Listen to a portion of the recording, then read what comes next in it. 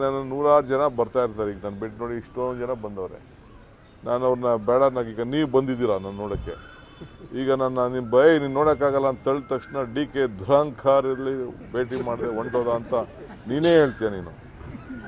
ನೀನೇನು ಕಡಿಮೆನಾ ನೀನು? ಇವನೊಂದು ಕ್ವಶನ್ ಕೇಳ್ತಾರೆ. ಸೊ ಭಾಳ ಅಸಭ್ಯದಿಂದ ಮಾಧ್ಯಮದವ್ರು ನಾನು ನೋಡಿಕೊಂಡು ಅಂತ ಹೇಳ್ತೀವಿ. ಸೊ ಹಂಗೆ ಏನು ಮಾಡ್ತೀಯ ಪಾಪ ಹೆಣ್ಮಗಳು, ಅವ್ರ ಪ್ರಾಬ್ಲಮ್ಮು, ಫ್ಯಾಮಿಲಿ ಪ್ರಾಬ್ಲಮ್ಮು, ಆ ಮಗು ಪ್ರಾಬ್ಲಮ್, ಎಲ್ಲರಿಗೂ ಮಕ್ಕಳ ದೊಡ್ಡದಲ್ವಾ. ಅಲ್ಟಿಮೇಟ್ಲಿ ನಿಮ್ಮ ಮಕ್ಕಳಾದ್ರೆ ನಮ್ಮ ಮಕ್ಕಳಾದ್ರೇನು ಪಾಪ ಭಾಳ ಮಗು ಎಜುಕೇಷನ್ ಬಗ್ಗೆ ಅವ್ರಿಗೆ ಕನ್ಸರ್ನ್ಡು. ಅಟ್ಲೀಸ್ಟ್ ನನಗೆ ಭಾಳ ಸಂತೋಷ ಏನಾಯಿತು ಅಂದರೆ ಆ ಮಗು ಎಜುಕೇಷನ್ ಬಗ್ಗೆ ಪಾಪ ಭಾಳ ಯೋಚನೆ ಮಾಡ್ತಾರೆ. ಯಾಕೆಂದರೆ ಅವ್ರಿಗೂ ಬೇರೆ ಬೇರೆ ಸ್ಕೂಲ್ಗಳಲ್ಲೆಲ್ಲ ಆ ಮಗುಗೆಲ್ಲ ಕ್ವಶನ್ ಮಾಡ್ತಾಯಿರ್ತಾರೆ.